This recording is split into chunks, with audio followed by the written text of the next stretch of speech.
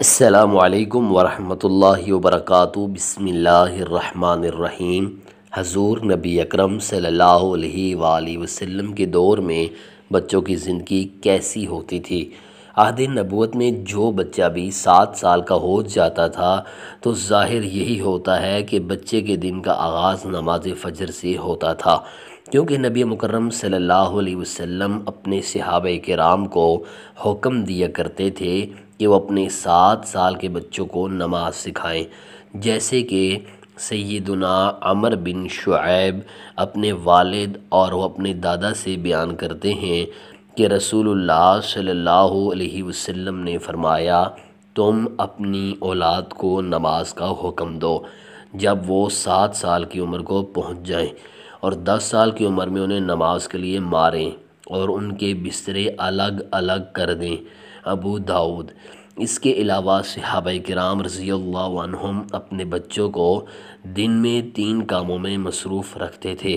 پہلا کام، صحابہ کرام اپنے بچوں کو ایمان اور اسلام کی تعلیم دیتے تھے اور اس کے لیے ہر کوئی دستیاب وسائل اور ذرائع استعمال کرتا تھا۔ چنانچہ سیدنا جندب بن عبداللہ رضی اللہ عنہ کہتے ہیں، ہم نبی مکرم صلی اللہ علیہ وسلم کے ہمراہ تھے اور ہم بلوغت کے قریب لڑکے تھے، تو ہم نے قرآن کریم کی تعلیم لینے سے پہلے ایمان سیکھا، پھر جب ہم نے قرآن سیکھا تو ہمارا ایمان قرآن کی وجہ سے مزید بڑھ گیا۔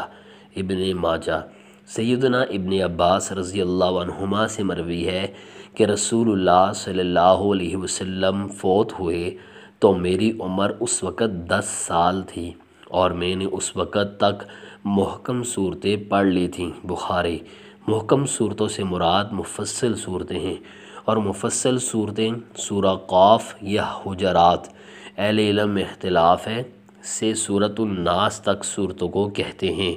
اسی طرح سیدنا برا بن عازب رضی اللہ عنہ سے مروی ہے کہ ہمارے پاس سب سے پہلے سیدنا مصعب بن عمیر رضی اللہ عنہ اور ابن ام مکتوم رضی اللہ عنہ تشریف لائے۔ یہ دونوں ہی لوگوں کو پڑھایا کرتے تھے۔ پھر سیدنا بلال، سعد، عمار بن یاسر رضی اللہ عنہم ہجرت کر کے مدینہ تشریف لائے۔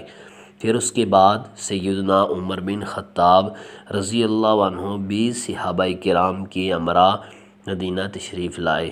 پھر آپ صلی اللہ علیہ وسلم بھی مدینہ تشریف لے آئے، تو اس وقت میں نے اہل مدینہ کو دیکھا کہ انہیں آپ صلی اللہ علیہ وسلم کی آمد سے بڑھ کر کسی کے آنے کی خوشی نہیں ہوئی تھی، یہاں تک کہ آپ صلی اللہ علیہ وسلم کی آمد پر بچیوں کی زبان زد عام تھا کہ رسول اللہ صلی اللہ علیہ وسلم تشریف لے آئے ہیں، اور میں اس وقت مفصل صورتوں میں سے سورۃ الاعلیٰ پڑھ چکا تھا۔ بخاری۔ سیدنا برا بن عازب رضی اللہ عنہ آپ صلی اللہ علیہ وسلم کی مدینہ منورہ آمد پر ابھی بچے تھے، کیونکہ جنگ بدر میں انہیں چھوٹے ہونے کی وجہ سے واپس بھیج دیا گیا تھا۔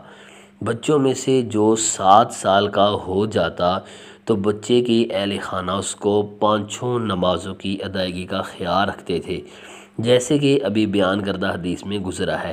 سیدنا ابن عباس رضی اللہ عنہما کہتے ہیں کہ میں ایک رات اپنی خالہ کے پاس رہا تو نبی مکرم صلی اللہ علیہ وسلم رات کو قیام کے لیے کھڑے ہوئے، تو میں بھی آپ صلی اللہ علیہ وسلم کے ساتھ نماز پڑھنے کے لیے کھڑا ہو گیا، تو میں آپ صلی اللہ علیہ وسلم کی بائیں جانب کھڑا ہوا، آپ صلی اللہ علیہ وسلم نے میرے سر سے مجھے پکڑا اور اپنی دائیں جانب مجھے کھڑا کر لیا۔ بخاری۔ کچھ بچوں کو بچپن میں ہی روزہ رکھوا دیا جاتا تھا تاکہ بڑے ہونے پر روزہ آسان ہو جائے، جیسے کہ ربیع بنت معوذ رضی اللہ عنہ سے مروی ہے، آپ کہتی ہیں عاشوراء کی صبح آپ صلی اللہ علیہ وسلم نے انصاریوں کے محلے میں ایک شخص کو پیغام دے کر بھیجا، جس نے آج روزہ نہیں رکھا اور کھا پی لیا ہے تو وہ بقیہ دن کھانے پینے سے پرہیز کرے، اور جس نے روزہ رکھا ہے تو وہ روزہ پورا کرے۔ سیدہ ربیع کہتی ہیں تو ہم اس کے بعد سے عاشوراء کو روزہ پابندی سے رکھنے لگے، اور ہم اپنے بچوں کو 20 دن کا روزہ رکھواتے تھے اور بچوں کے لیے اون کا کھلونا بنا دیتے تو جب کوئی بچہ کھانے کے لیے روتا تو ہم اسے کھلونا دے دیتے تھے، یہاں تک کہ افطاری کا وقت ہو جاتا تھا۔ بخاری مسلم۔ کچھ بچوں کو بچپن میں ہی حج بھی کروا دیا جاتا تھا، جیسے کہ سیدنا سعید بن یزید رضی اللہ عنہ کہتے ہیں کہ مجھے رسول اللہ صلی اللہ علیہ وسلم کے ہمراہ حج کروایا گیا اور میری اس وقت عمر 7 سال تھی۔ بخاری۔ دوسرا کام، بچے اپنے گھر والوں کے ساتھ اپنی طاقت اور صلاحیت کے مطابق روزمرہ کے کام کرواتے تھے۔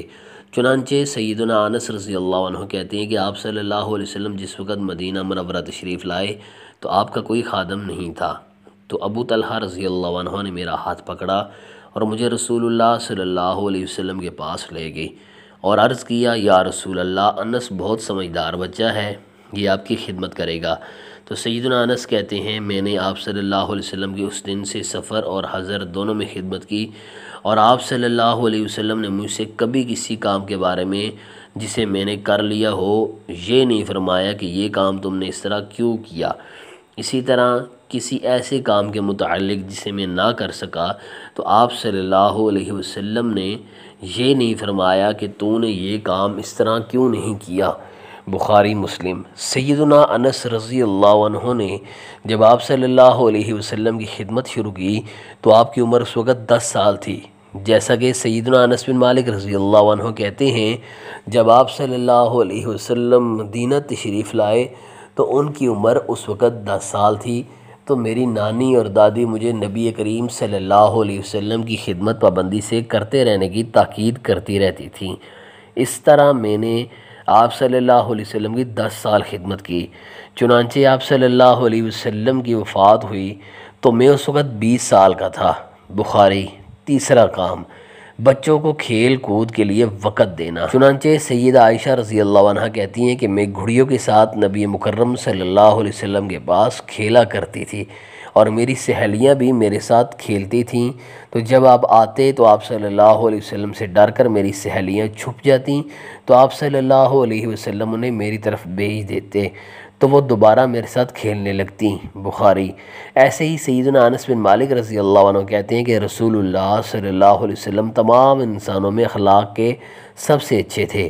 آپ صلی اللہ علیہ وسلم نے ایک دن مجھے کسی کام سے بھیجا، میں نے کہا اللہ کی قسم میں نہیں جاؤں گا، حالانکہ میرے دل میں یہ تھا کہ نبی صلی اللہ علیہ وسلم نے مجھے جس کام کا حکم دیا ہے میں اس کے لیے ضرور جاؤں گا، تو میں چلا گیا اور راستے میں چند لڑکوں کے پاس سے گزرا، وہ بازار میں کھیل رہے تھے۔ پھر اچانک میں نے دیکھا رسول اللہ صلی اللہ علیہ وسلم نے پیچھے سے میری گدی سے مجھے پکڑ لیا، میں نے آپ کی طرف دیکھا تو آپ ہنس رہے تھے، آپ نے فرمایا اے چھوٹے انس، کیا تم وہاں گئے تھے جہاں جانے کو میں نے کہا تھا؟